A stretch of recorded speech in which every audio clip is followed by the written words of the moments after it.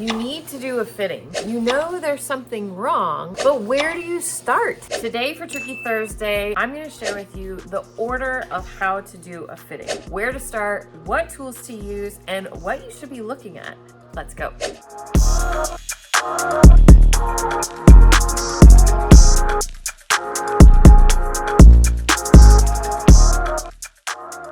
Doing a fitting is always this elusive thing when it's new to you. You're not sure where to start, what you're looking at, and there's so many wrinkles or not wrinkles. What do they mean? There is a lot that goes into fitting, and the best thing that I always recommend is if you want to learn about fitting, you just need to do it and you need to expose yourself to it as much as possible. It's also really hard to teach because every garment, every body, every fabric is going to react differently. There's so many variables. It's really hard to just have this is exactly what you're going to see and this is exactly how to fix it. Welcome back to my channel. My name is Trisha. I'm the owner of Creative Costume Academy. I am your pattern nerd friend. I love to help you with everything related to pattern making, sewing, and fitting.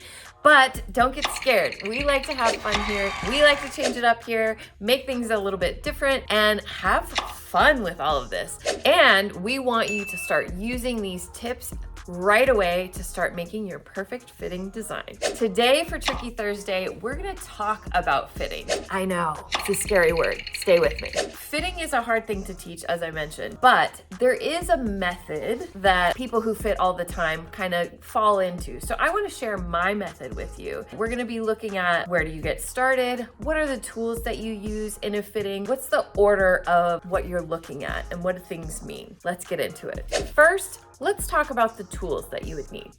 The number one thing you're gonna need is safety pins, and lots of them. Yes, that's right. I said safety pins, not your regular sewing pins, although a couple of these culprits have made their way in. But the reason that we use safety pins is so that when we're taking our garment on and off, we're not going to lose the placement of what we want to mark with our pins. So safety pins are really great for fittings, and honestly, I can't do it without them. Straight pins just fall out and it's messy and it doesn't work as well. I really like the medium size or the size 2 safety pins. Notice that they come in different sizes. This is a size 3 or a very big safety pin. I prefer to use the size 2. Next, you want to make sure to have at least 1 or 2 markers if it's a mock-up. If it's not a mock-up and you're dealing with a finished garment, then you probably want to stick more with chalk. If you are using chalk, this is my favorite chalk pencil.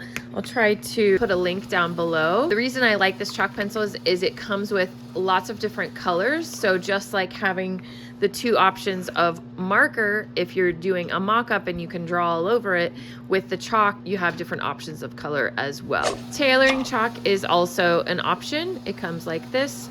You can buy it in boxes, or I also know people use old soap and you can get a really fine line. Something that you have to mark lines on your mock-up or your fitting will be really helpful. You want to make sure to have a measuring tape. I usually like to do the really long 161, especially 121 if I'm fitting other people, because you never want to make someone feel uncomfortable by running out of tape. Some other items that I find are really helpful is an elastic or a string to tie around and mark where your waist is. I always like to have a little bit of some grosgrain ribbon handy in case I don't have enough seam allowance. I can add in a piece of ribbon to show how much fabric I need to add in a certain area. It's also really handy to have a mirror nearby, even if you're not fitting yourself, especially if you're fitting yourself. It's also great to take pictures once you think you've achieved what you want to achieve. Take pictures of front, side, and back of your garment so that you can refer back to it when you're getting into making your pattern adjustments. Now, where do we start? How do we get going on this thing? The very first thing you want to do is close your garment. This is Isabel, by the way. Isabel is wearing a just standard basic sloper mock-up. If you're fitting this on yourself, I would recommend putting the opening in the front so that it's really easy to close this on yourself. Some people like to put a zipper, especially if it is in the back with a tie, to make it easy to get in and out of on yourself. Of course, if you're fitting someone else, it's not as important. But if you are closing it up on yourself, you want to close the center front with safety pins, because likely if it's a mock-up, you don't have closures. So I like to pin vertically down the front so you can make sure that's what it'll look like if it was sewn, or if it was a zip, or if it was closed like it will be when it's a finished garment. If you are working with a garment that's already finished, like a jacket or something that's naturally maybe worn open, but you still want to make sure that it fits when it is closed. So you do want to close that jacket to make sure that you're looking at everything and it's comfortable for even when you want to wear it closed, even if you want to wear it open most of the time. Now that we've got our garment closed and we have all of our tools, let's go over the order of how I start looking at do things fit, do things not fit.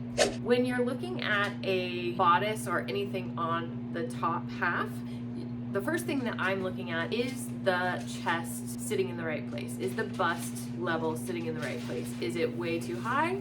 And maybe I need to release the shoulders and pull it down so that the bust is sitting in the right place, because we have a dart usually if you're dealing with a bodice or something that's slightly fitted. So that's gonna be your area that you would want to look at first. And if it's not sitting in the right place, then you can make an adjustment in the shoulders, either opening these up so you can pull it down, or if it's a little too low, you can take it up in the shoulders. This comes into play down below. If you're working with a skirt or pants, there's often a hip curve, or if pants, like the crotch, is the crotch sitting in the right place, and you can lift or lower to make it sit in that right place in the hips and the crotch before you move on to the next step.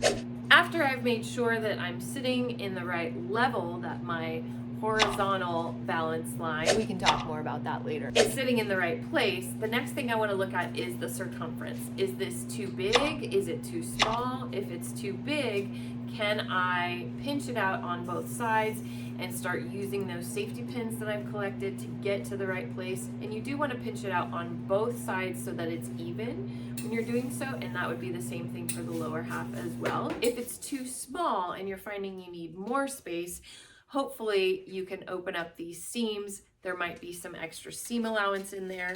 And if not, maybe can you add some extra fabric to complete the mock-up or add a little design detail.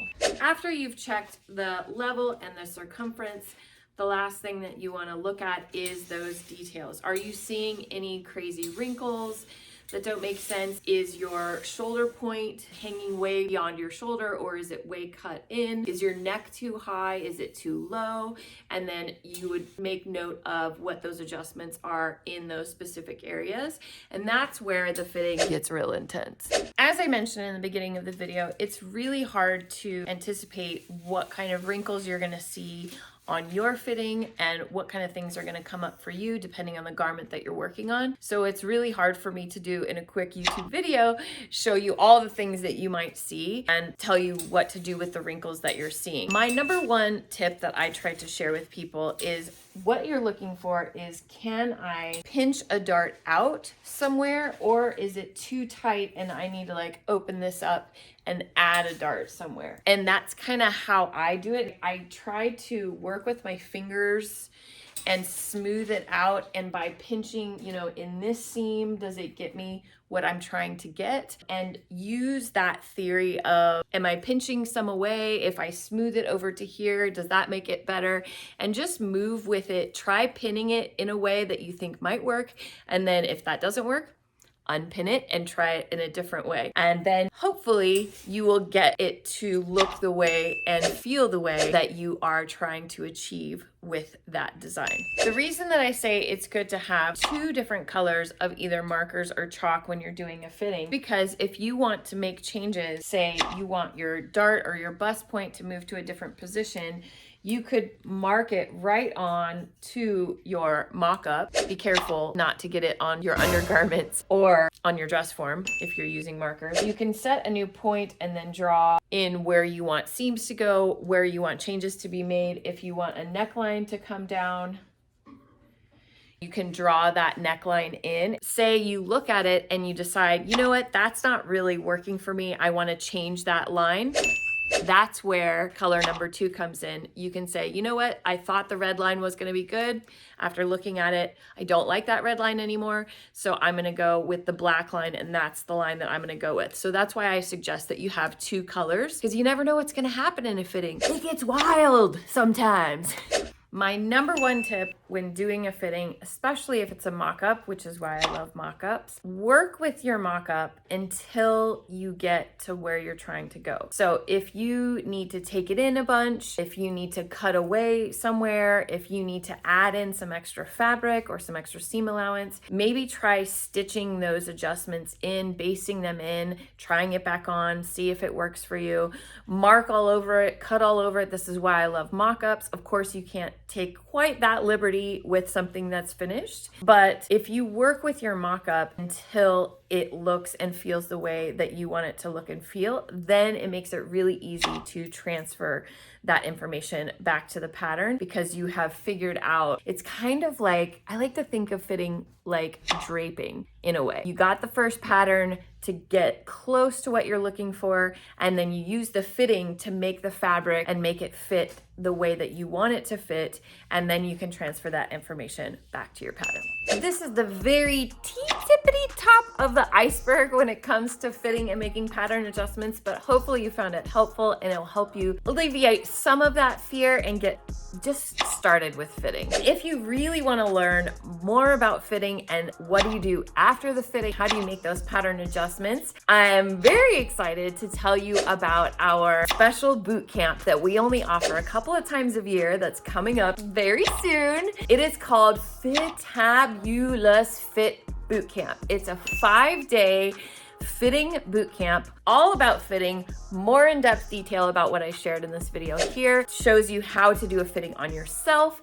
Also, how to take those alterations, those changes that you found in the fitting and change it to your pattern. So it's really a lot of fun, and that's the number 1 thing. We have tons of fun doing it. That is coming up very soon. You can check out that sign up down in the link below. If you are watching this later and we've already finished up our boot camp, don't worry, we will be bringing it back again. You can try out my free pattern masterclass.